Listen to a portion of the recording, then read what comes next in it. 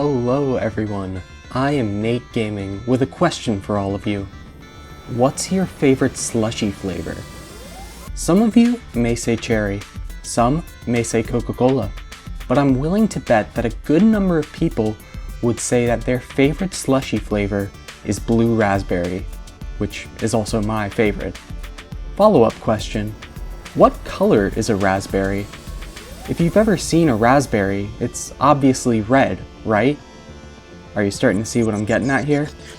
Today, we are going to find out how raspberries went from being red by nature to blue in virtually every single candy and soda ever. So, buckle up, this is the weird history of blue raspberry.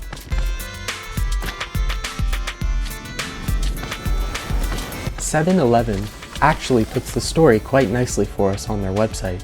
Supposedly, this blue raspberry flavor was extracted from the vibrant blue raspberry bushes on the secret island of Rasmus, and brought here by the Berry League and Union of Extraction, or Blue for short. So, with all this information, the episode is over.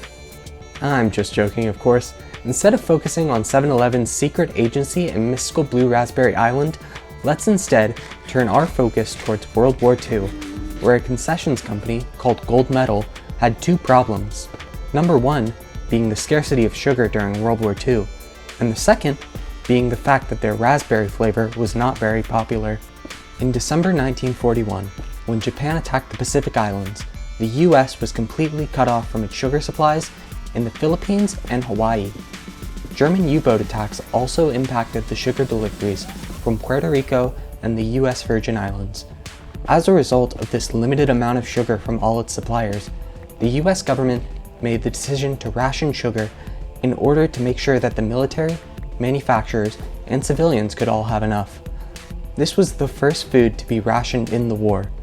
Many people found ways around this by creating substitution recipes using corn syrup, maple syrup, and other sources that were not rationed. In addition to this, some confectionery companies found workarounds too, including our man of the hour, Gold Medal. Gold Medal had put out a substitute for cola syrup called Clix Cola Syrup, which was essentially just a sugar-free version that gave the same taste. Now, while researching for this video, I couldn't actually find the ingredients of this alternative syrup. I searched many times and even looked on Gold Medal's official website. However, I just couldn't find it, most likely due to the fact that at the time, it was sold to drugstores as a proprietary solution. So, they likely wanted to keep it a secret. And I don't blame them, this was amazing for the time. A sugar-free syrup that still retains the taste of the original? If my sugar was being rationed, I'd be excited that I could still enjoy a sweet treat. This Clix Cola syrup was mixed with ice shavings to make a snow cone. This was amazing to people living through World War II.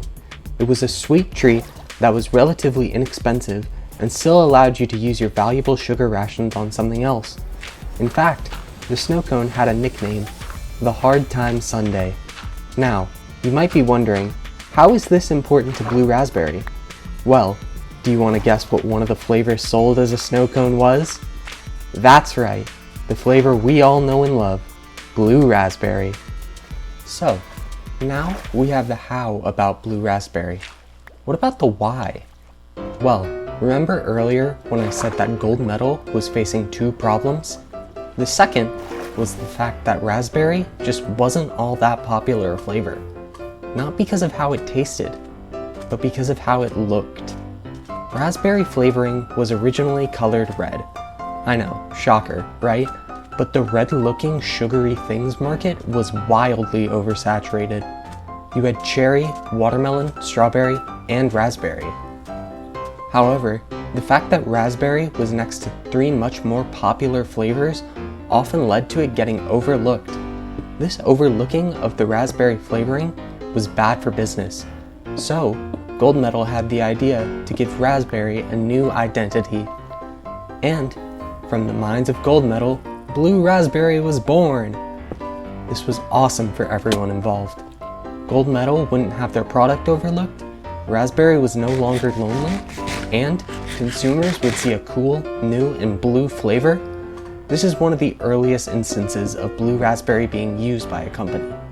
Now, blue raspberry wasn't very common with brands besides Gold Medal until the 1950s, when the Food and Drug Administration found out that red number 2, also known as amaranth, displayed toxicity to people. Now, amaranth was a common color additive in many foods, including raspberry flavored foods. So, many other brands took a page out of Gold Medal's book and decided to use blue number 1 to color their raspberry products, and the rest is history. Now that we know the history of blue raspberries, is there any such thing? Well, we do have white bark raspberries, but those are more of a deep purple than a blue. I guess for blue fruits, we'll just have to stick with blueberries and bananas that taste like vanilla ice cream for now. Yeah, those exist apparently. For this episode of Weird History Wednesday, I have built a blue raspberry. This is a 16 by 16 pixel art build. I mainly use terracotta and concrete with a couple of quartz blocks to give it that pop of highlight. I'm looking forward to adding more wacky builds like this to my Minecraft world as landmarks in a way. Anyways, I hope you guys have enjoyed this first installment of Weird History Wednesday. If you've enjoyed this lesson about how a delicious flavor came to be, please drop a like and a subscribe for more sweet stories like this. It'd really help the channel grow. Join me in 2 weeks where we'll discuss Andrew Jackson's parrot that had quite the extensive vocabulary. Goodbye, everyone.